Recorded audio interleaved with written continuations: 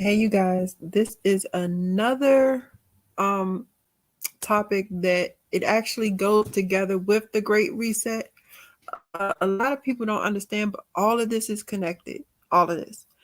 And so this is the Agenda 2030. It used to be Agenda 21. That's what they say. They say it used to be Agenda 21, but I do believe Agenda 21 is an agenda with all within its own. I believe Agenda 21 was the depopulation agenda, and Agenda 2030 is the sustainable development agenda. I believe that at first they had to get a depopulation agenda underway, and then they usher in a sustainable development agenda. So this is the 2030 agenda, and we're going to talk about this Friday night too. But I wanted to play this video for you guys so y'all will have an idea of what we're going to be talking about. And okay, I just want to make sure so y'all have an idea of what we were going to be talking about and what we're going to be discussing. You know what? Let me see something. Let me make sure that I have it, because I'll be worried that I don't click that little box so y'all can hear the audio. That's what I worry about. So I go out, click the little box, and come back in just in case. So this video is actually on the United Nations website. The videos that I show you, I like to show you the videos that are actually from the official website, so they don't try to say that I'm sending out misinformation, even though they still do try to say I'm sending out misinformation. But it's on the United Nations website, and we will be going on the United Nations website, and we will be going through these in more detail and talking about them Friday tomorrow night. You know what I'm saying? You know, my brother, he be having some really interesting takes on stuff. I love his takes on stuff. I love the fact that my brother and I, we have we don't agree all the time. I love that. You know what I'm saying? Sometimes it gets into a little argument, but I love the fact that he has his opinion, and I love the fact that he sticks to his opinion. I really love that. And so my brother and I, we're going to talk about this tomorrow, more in depth tomorrow, but I wanted to let you guys watch the video about it so y'all will have some idea of what we're talking about. All right, I'm about to mute myself and play the video. All right, guys.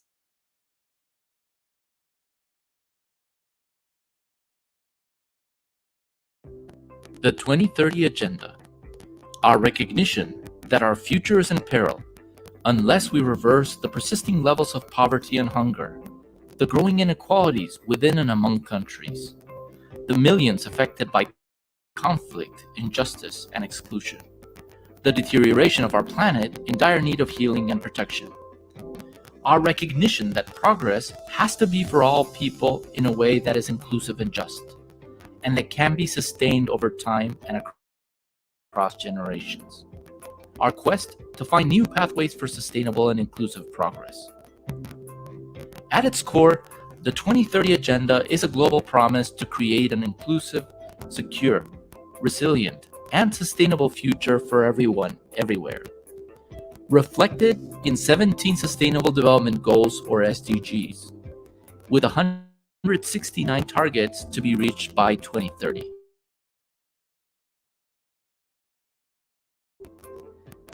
A human rights-based approach to development.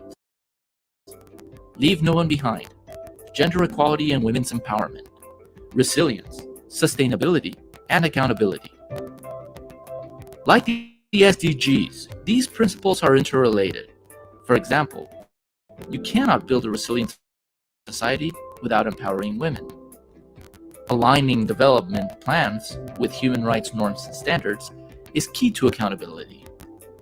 And leaving no one behind is important to ensuring the sustainability of development results.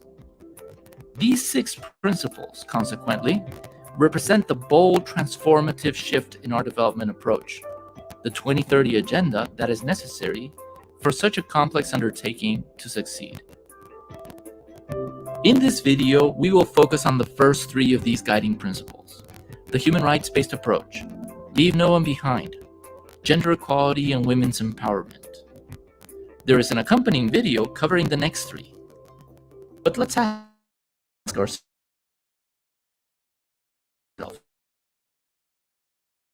what do these principles mean? How relevant are they for the 2030 agenda? Let's start with the human rights-based approach, or HRBA, which is now well recognized as an effective by starting from their rights as human beings, making sure that these rights are a core part of how we assist them, and that we measure our success by how well they are enjoying these rights. We were all born with rights. If so, development should make these rights a reality for all. All work to support sustainable development should therefore aim to enhance the capacities of governments, also duty bearers, in terms of meeting their human rights obligations, and enhance the capacities of all people, also called rights holders, to claim their rights. Our aim should be to support countries in developing both these capacities. Why is this important to the 2030 agenda? Because the human rights-based approach ensures that development is not seen as charity or an option, but rather as a concrete obligation. People are not seen just as beneficiaries, but more centrally, as agents of change, as the architects of their own future. Success is not measured by some abstract economic indicator, but by the people's experience of how their lives have improved, not only for some, but for all. Let's move now to the second principle, leave no one behind. At its core, it means ceasing to be blind to the situation of the poorest and most excluded, recognizing that people and communities are often economically, socially, geographically, and/or politically excluded. For example, due to their gender, ethnicity, race, age, disability, or a combination of these, leading to multiple, often compounding discriminations. These groups, thus, experience additional obstacles and vulnerabilities in their ability to enjoy the benefits of development, which need to be understood and addressed. Their situation is not happenstance. It's the result of policies and practices, in some cases even laws, that produce and reproduce these inequalities over generations. For many, their situation is not even acknowledged, let alone measured and addressed. If we don't reach out to them first, listen to them to understand the often compounding challenges they face, and work with them to overcome these, we will not advance on any goal. Why is Leave No One Behind important to the 2030 agenda? Well, because it's the central promise of the agenda, and also a recognition that all people and all communities have rights, regardless of who they are or where they were born. But also, because people and communities being left behind are an integral part of the solution to the sustainable development we want to achieve. Instead of generating just, prosperous, and peaceful societies, inequality breeds social tensions, political discontent, and instability. Finally, what about gender equality and the empowerment of women? Isn't this part of the commitment to human rights and to leave no one behind? Yes, of course it is. At the same point, it's important to explicitly acknowledge the fact that gender-based discrimination is one of the most prevalent forms of discrimination, creating barriers to the development of the full potential of half the world's population. Discriminatory norms and harmful gender stereotypes, prejudices, and practices continue to prevent the full realization of women's human rights everywhere. And it's clear that gender inequalities often intersect with ethnicity, race, age, disability, and other factors mentioned above to disproportionately affect women and girls. Needless to say, equality is a sine qua non for sustainable development. This means that faster progress across all SDGs requires that policies integrate a gender dimension throughout. Gender stereotypes, prejudices, and practices need to be eradicated if we want to achieve any progress of any form at all. So how do we integrate these three interrelated principles into our cooperation frameworks? We propose 4 ways. 1, by aligning our plans and programs with international norms and standards.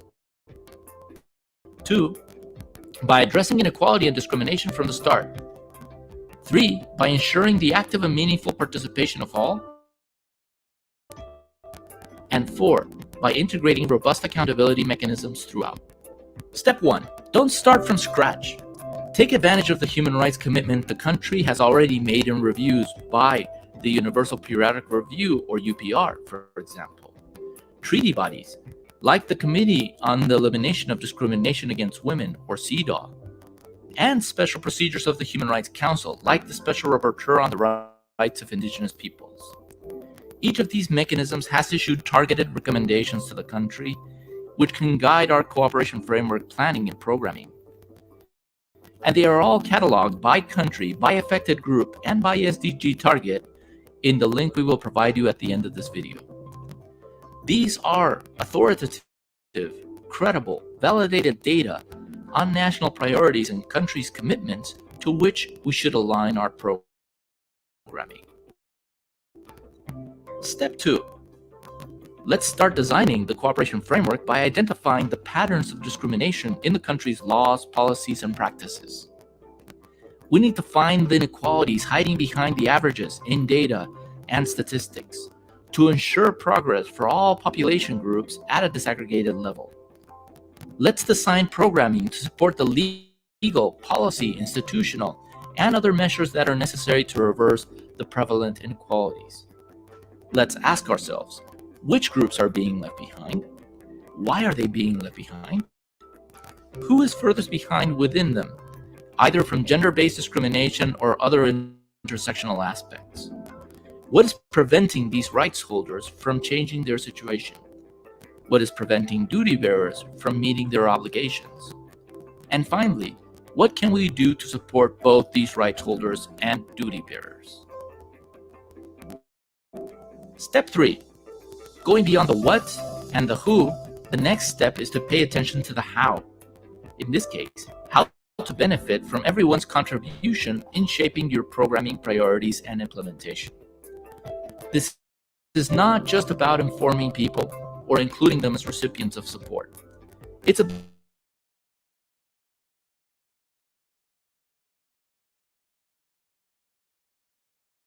about recognizing them as the agent of our convening power to create space for free, informed, and meaningful participation without any fear of reprisal.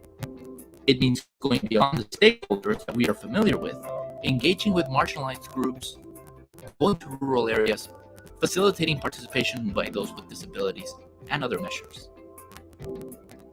Step 4. Linked to the first how is the second how. How do we ensure that people can track what we are doing and verify that we are sticking to the priorities we have stated? To do so, we need to rely on disaggregated data to show how the needle is moving for those that were being left behind. We need to measure our performance against how we contribute to this. We need to make information accessible to everyone, considering issues like disability, language, and literacy levels, for example. And we need to build in mechanisms for feedback and dialogue with those that we are seeking to support, listening to them when reviewing our work. So there you have it, the human rights-based approach to development, leave no one behind, gender equality and women's empowerment, and the 4 key elements to apply them in your cooperation framework: aligning plans and programs with international norms and standards, addressing inequality and discrimination from the start, ensuring the active and meaningful participation of all, and integrating robust accountability mechanisms throughout. We will give you the links to the recommendations from human rights mechanisms and a matrix detailing how you can integrate all these elements in each step of your cooperation framework design and implementation.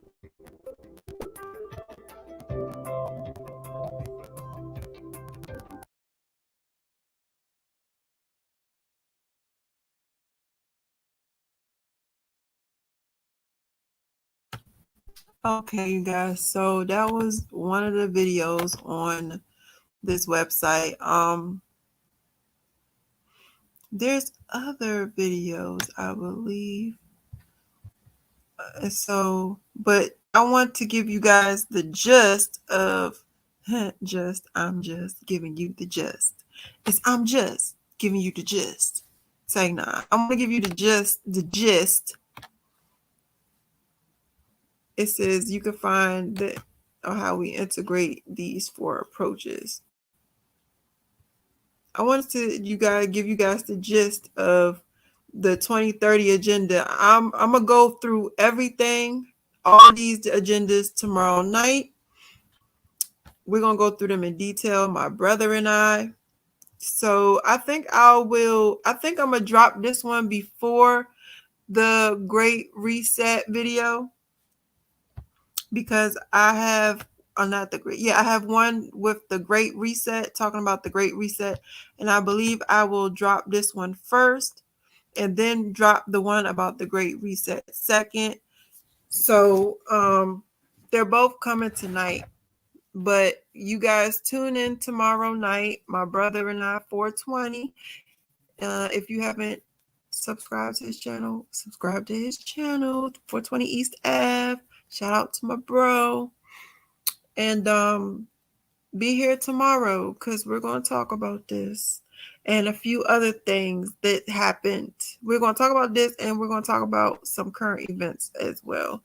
So, all right, you guys, thank you so much for listening to me ramble and watching the video to prepare us for our discussion tomorrow, because I want to talk about this.